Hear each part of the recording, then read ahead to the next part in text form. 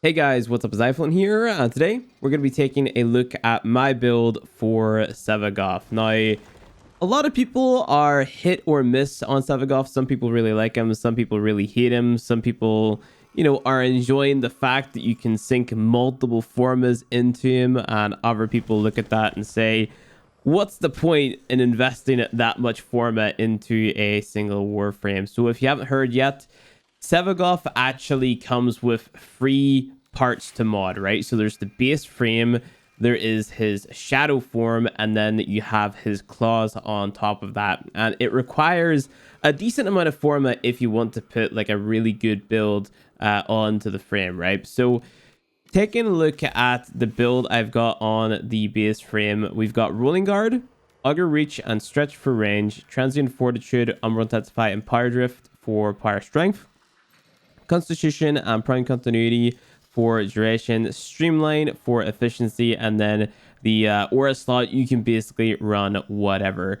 So Sevagoth is one of those frames who requires a balanced build because all of his abilities are affected by basically every single power stat that is available in the game, right? So just hitting a balance that you're happy with is, in my opinion, the best way to go, because your kit is just going to work really well then, right? So I opted for more strength over anything else. So then the effects of the frame are a lot greater than, having less power strength on. So let's just take a read at the abilities. So his first ability is called Reap. Sevagoth's shadow flies outward, ravaging enemies in his path. Survivors are damaged by Death's Harvest over time. The souls of the dead fill the death well. Now, death well is kind of like this little bar that you have to fill up to use this for. We'll talk a little bit about that in a second. We've got the second ability, which is Sow. Plant a death seed in nearby targets to drain their life force. Reap what has been sown to detonate afflicted enemies, dealing a percentage of their health as radial damage. The souls of the dead fill the death well. Third ability, Gloom. Summon a radial pulse wave that ensnares and slows enemies, siphoning their life force for the death well. Allies within the wave steal health with each attack. And then we have the fourth ability here, Exalted Shadow. When the death well fills, Sevagoth's shadow form is ready to be released.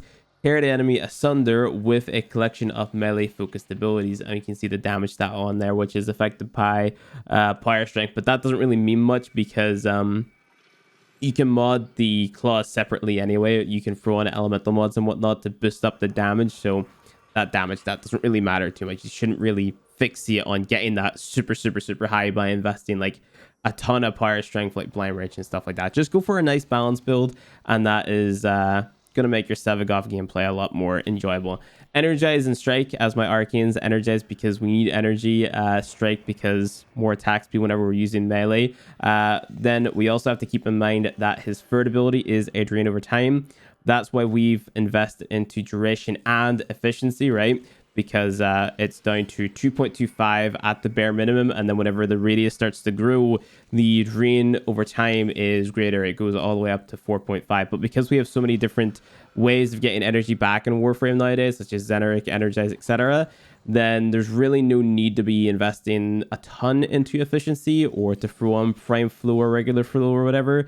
I see a lot of people throwing flow on. It's not really necessary, especially because you're going to be swapping between the two forms, right? Because like I said, we're going to be modding a secondary form, a shadow form, and that sort of acts as its own frame, right? So we basically more or less did the same thing. We went for nice balanced stats across the board. Transient Fortitude, Umbral Intensify for strength. Got a Rolling Guard on here for our defense. Constitution, Prime Continuity, and Augur Message for our duration. Streamline for efficiency. And then on the aura slot, I went ahead and I put on Steel Charge this time because this is your melee focused form. For our Arcanes, Arcane Strike and Energize because, again, faster attack speed on the melee, and we want to keep up our energy using Energize if we're not using the likes of Zeneric, for example, right?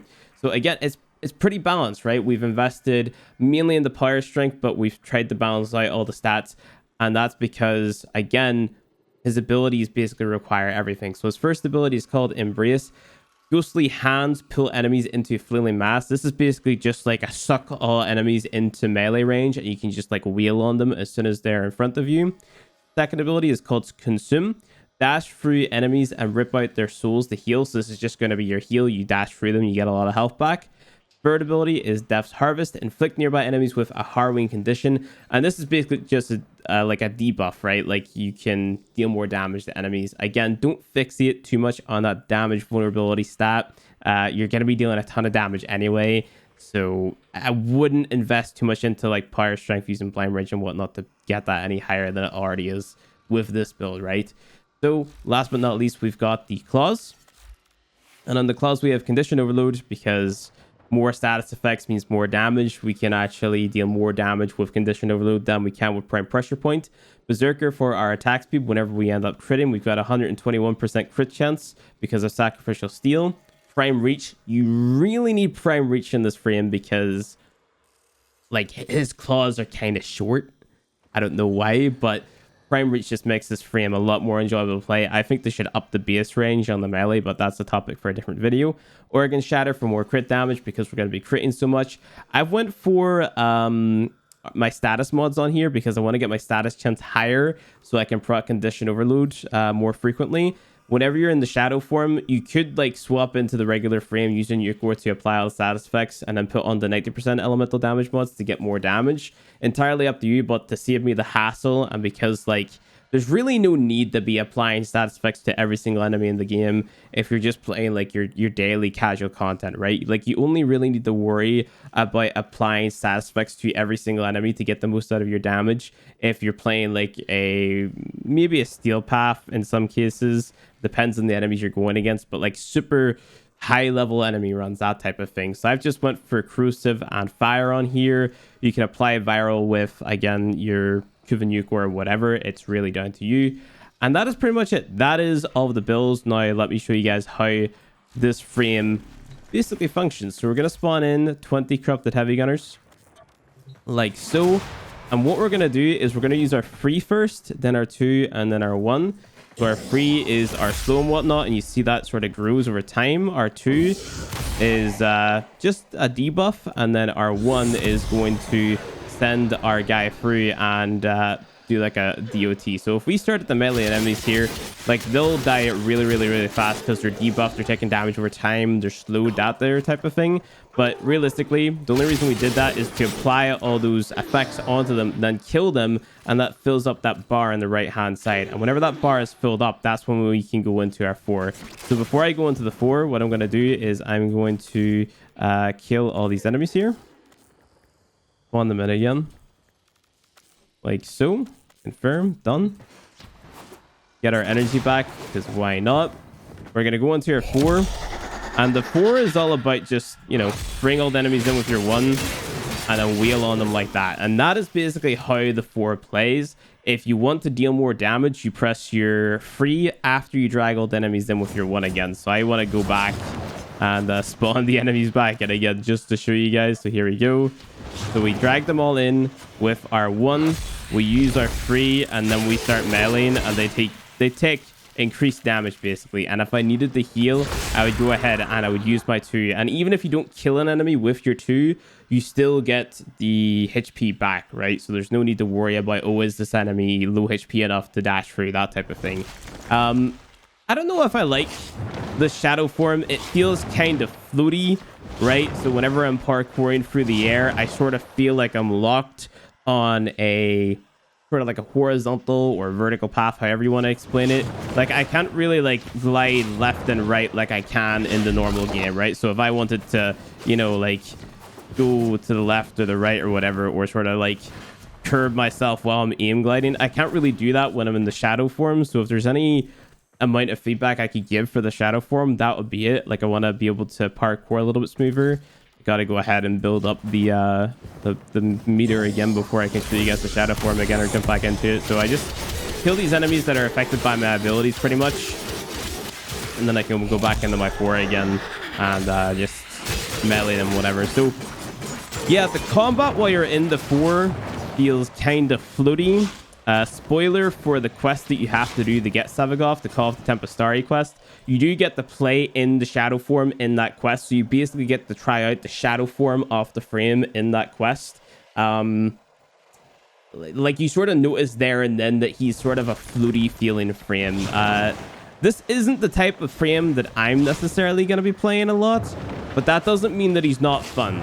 You can jump into a Steel Path mission and absolutely wreck face. You don't even have to have the exact same amount of format invested into the frame that I've got, right? So like on the base frame, I've got 4. Then on the shadow form, I've got an extra, I pressed appearance by accident there. I've got an extra 3. And then the claws, I've got another 5, right? So that's a lot of format invested basically for like a more complicated version of Baruch and Valkyr mixed into one, if that makes any sense. Because, you know, whenever I see the big claws and going into the exalted melee, all I think of here, I gotta build up the meter again, I'm sorry.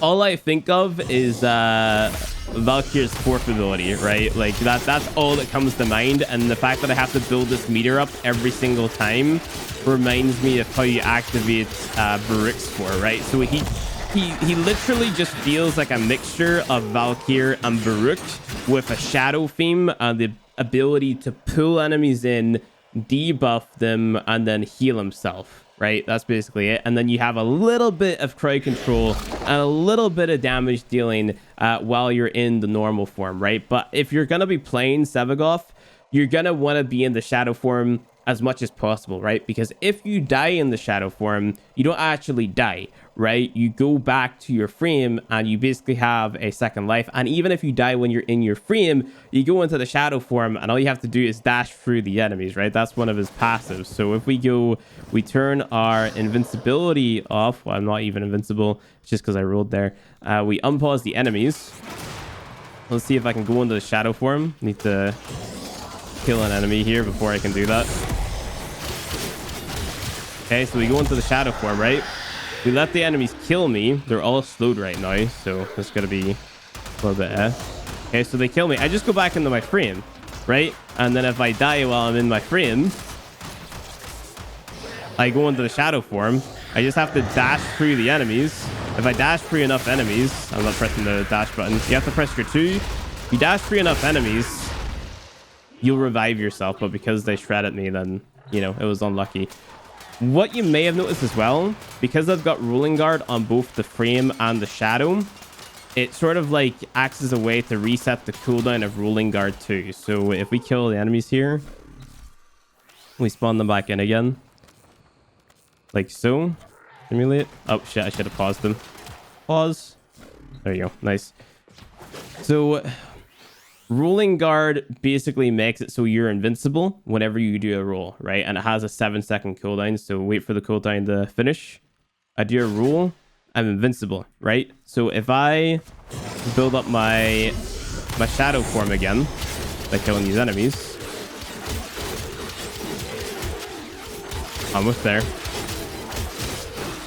Okay, so I do my roll and my frame, I go into my shadow form, it resets it, right? So you basically have 2 procs of Rolling Guard. So it's almost impossible to die as Sevagoth, implying you're paying attention. And I also believe that whenever you get melted in your frame, right? If you die in your frame, then you go into the shadow form where you have to dash through the enemies. You can then proc Rolling Guard while you're in that shadow form and just, you know, dash through all the enemies that you need. So you're basically unkillable with this frame. So in conclusion, Sevagoth is a tank and spank frame with a little bit of damage over time, a little bit of crowd control, a little bit of debuffing, and his main focus is just going into his exalted, his shadow form, pulling all of the enemies in, debuffing them with his free, and then going to town with them, or going to town on the enemies with his melee. That's pretty much it. And then if you have to sustain your health, you can dash through them, but whenever it comes to higher level missions, your health stat doesn't really matter, because if you get shot or procced by some type of proc or something and it starts to tick away at your health, you're basically dead, right? And that's why we run the likes of Rolling Guard and whatnot. So even with all that stuff considered, Sevagoth is a really, really, really strong frame. I heavily recommend running Rolling Guard over the likes of like Adaptation and Umbral Vitality, like other YouTubers are showing. Ruling Guard pairs really well with shield gating, which basically means that you can't get one shot. So let's say you have full shields, you take 1,000,000 damage or damage that would kill you. Your shields are going to soak up that damage instead of you dying, right? And then whenever your health is vulnerable, well, you're going to have a brief period of invulnerability. Whenever your health is vulnerable, then you can just do a Ruling Guard, regen your shield, and you're basically unkillable, right? So if you end up dying with these builds that I'm showing you, either on the regular Sevagoth frame or the shadow form, then you know, it's your bad. It's not necessarily the build's fault, right? And of course, on top of that, you've got the Arcane Energize and whatnot to aid you. One thing you may be interested in seeing as well is how the shadow form performs. I need to build it up again. This is annoying. How the shadow form performs whenever all the enemies are procced with Kuva Nucor, right? They have all the status effects applied. So let me just kill all these enemies to build up the shadow form again. Kind of annoying that I have to do this every single time. And we just go ahead, we kill all these guys, or the rest of them. Gonna deactivate my abilities there. Spawn in the rest of them. And let's just go ahead, proc all the enemies, right? And then we bring them all in. They basically get one shot, right? Because of your condition overload. So he's kind of a nutty frame. And that isn't even using debuff ability that he has as well. So yeah, he's pretty strong. Just not my type of frame personally. If I was going to play a frame where I use melee, right, to that extent, I would use probably like Valkyr with silence from Banshee put on or something like that, because you can kill enemies just as fast just by using, you know, your condition overload Nucor and your Kunin or whatever. Condition overload melee weapon and Nucor is what I meant to say. So, you know, he's still a really good frame, regardless of that fact that melee is sort of busted right now. You know, melee being busted doesn't change the fact that he's an alright frame. But yeah, that's it. That's Sevagoth. Hope you guys enjoyed this video. Like it if you liked it, dislike it if you disliked it, subscribe for more Warframe content, and I'll see you guys in the next video.